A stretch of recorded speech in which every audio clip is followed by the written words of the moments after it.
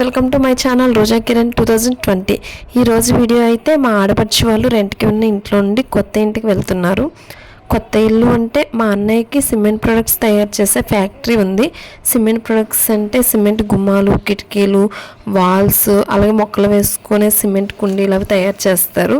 సరే ఇంకా దగ్గరుండి ఫ్యాక్టరీని కూడా చూసుకోవడం బెస్ట్ అని చెప్పి ఫ్యాక్టరీలోనే వాళ్ళ ఫ్యామిలీకి సరిపడ రూమ్స్ని అయితే కట్టుకున్నారు.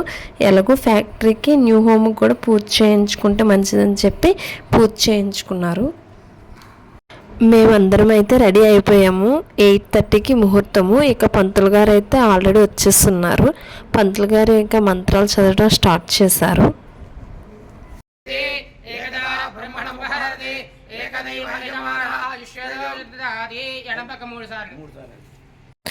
ఇప్పుడు ఇంకా మా అన్నయ్యని గుమ్మడికాయ తీసుకొని ద్వారం దగ్గర 3 సార్లు తిప్పమన్నారు. రైట్ సైడ్ ఒక 3 సార్లు, లెఫ్ట్ సైడ్ ఒక 3 సార్లు తిప్పమన్నారు. ఇంకా 3 సార్లు తిప్పేయడం అయిపోయాక గుమ్మడికాయ పగిలేటట్టు గట్టిగా కొట్టమని చెప్పారు. నేను ఆడపడుచునని చెప్పి నన్ను నీలబిందు మొయ్యమని చెప్పారు. ఆ నీలబిందు మొయ్యలేకైతే నేను చాలా ఇబ్బంది పడ్డాను.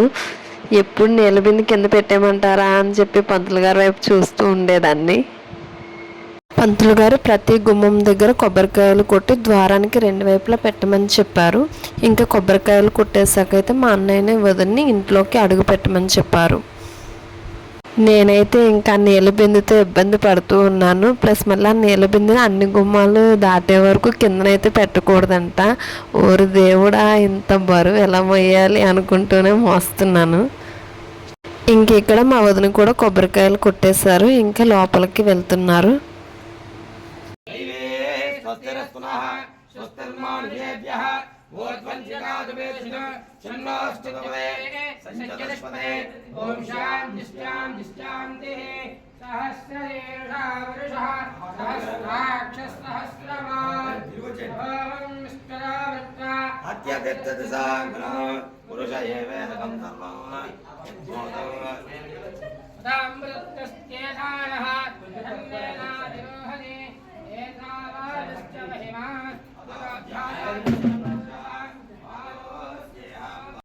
ఇక్కడ ఇంకా నీళ్ళ బిందెని నేను మోయలేకపోతున్నానని చెప్పి మా వదిన తీసుకున్నారు.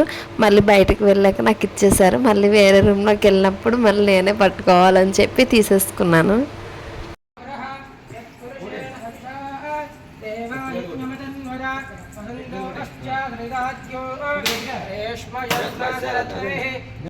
ఇంకా ఈ గుమ్మం దగ్గర కూడా కొబ్బరికాయలు కొట్టి ఇరువైపులా పెట్టమన్నారు.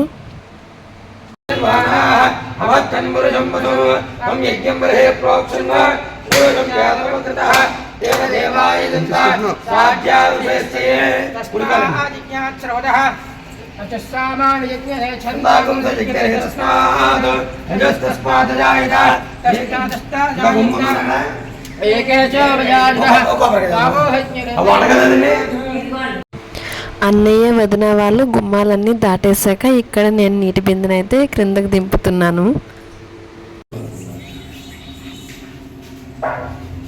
అమ్మయ్య, ఎంత భారం దిగింది.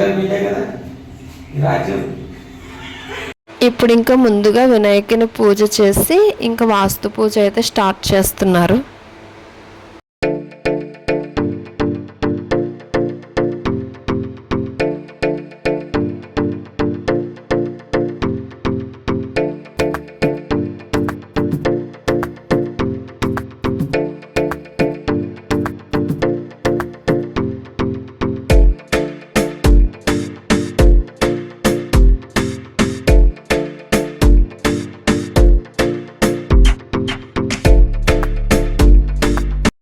వాస్తు పూజ జరుగుతున్న టైంలోనే ఇంకా నన్ను పాలు పొంగించడానికి అయితే అన్నీ రెడీ చేసుకోమని చెప్పారు. ఇంకా నేనైతే స్టవ్కి అండ్ పాలు పొంగించుకునే గిన్నెకి అయితే పసుపు బుట్ట పెట్టి అయితే రెడీ చేసుకున్నాను.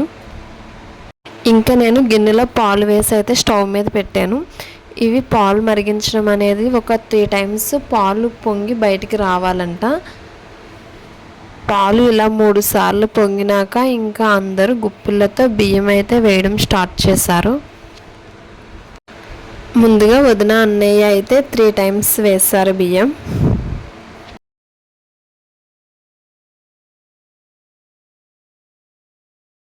వదిన వాళ్ళ అత్తయ్య గారు, మా అత్తయ్య గారు అండ్ మా మావయ్య గారు, మా అమ్మ.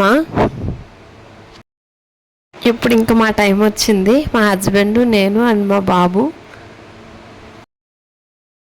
ఇంకెక్కడి నుంచి అయితే అన్నయ్య వదిన వాళ్ళ కొలీగ్స్ అండ్ వాళ్ళ రిలేటివ్స్ వాళ్ళందరూ అయితే ఇంకా బియ్యాన్ని వేస్తున్నారు.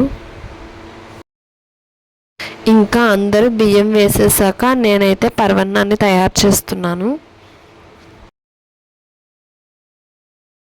ఇది అన్నయ్య వాళ్ళ ఆఫీస్ రూము. వాస్తు పూజ వేరే రూమ్లో చేస్తున్నారు. వాస్తు పూజ అయిపోయిన తర్వాత ఈ రూమ్లో వచ్చేటప్పటికి సత్యనారాయణ స్వామి వ్రతము అండ్ లక్ష్మీ గణపతి పూజ అయితే ఈ రూమ్లో చేస్తారు. ఇంకా ఇక్కడ వదిన వాళ్ళు అయితే రెడీ అయిపోయారు పూజ చేయడానికి.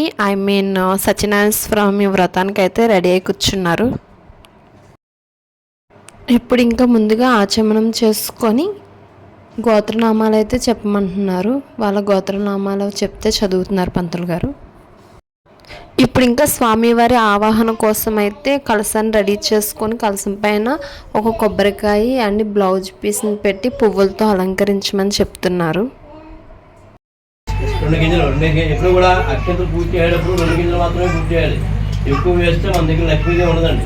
తిరిగి ఏం చేస్తారు, అక్షంతల వల్ల చేయకూడదు. అక్షంతలు కూడా లక్ష్మీ స్వరూపం. అక్షంతల వల్లే మనకి ధనం నిలుస్తుంది. అది పెట్టుకోవాలి. కలశస్థాపన. ఇంకా ఇప్పుడైతే సత్యనారాయణ స్వామి వ్రతంకి సంబంధించిన 5 కథలు ఉంటే ఆ కథలు అయితే చెప్తున్నారు పంతులు గారు.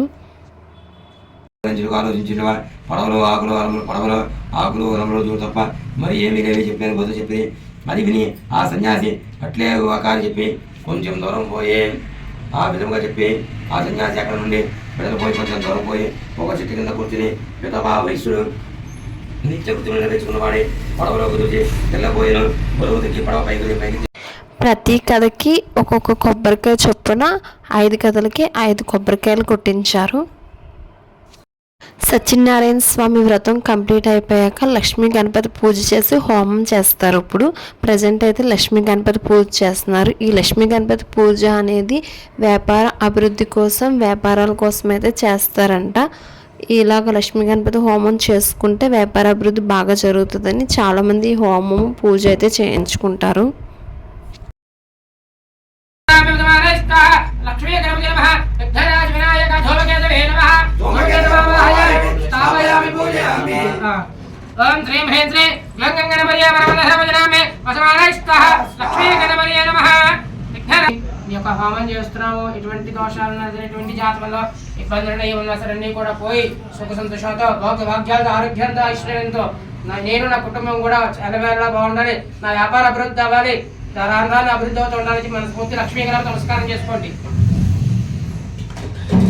ఇప్పుడు ఇంకా పూజ అయితే కంప్లీట్ అయిపోయింది. ఇంకా లాస్ట్లో దేవునికి హారతి ఇమ్మని అయితే చెప్పారు పంతులు గారు.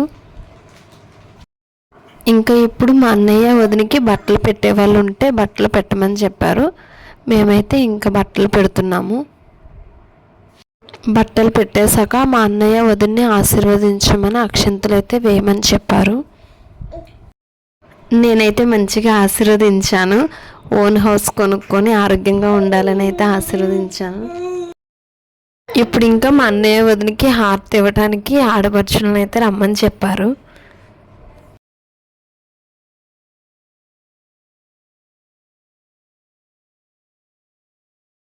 ఇక్కడ ఇంకా నేను పళ్ళెం పట్టుకొని వెయిట్ చేస్తున్నాను డబ్బులు వేస్తారని చెప్పి. ఇప్పుడు ఇంకా హోమం చేయడానికి ముగ్గులు అవి వేసి ఇలా రెడీ చేశారు. హోమం అయితే స్టార్ట్ చేసేసారు.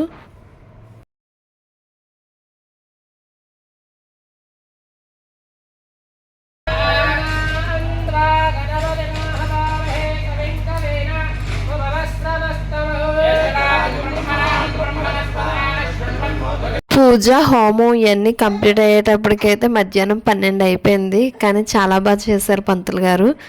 పూజని హోమాన్ని చాలా బాగా జరిగింది. అంతే ఫ్రెండ్స్, వీడియో నచ్చినట్టయితే లైక్, షేర్, కామెంట్, సబ్స్క్రైబ్ చేయడం మర్చిపోకండి. Thank you.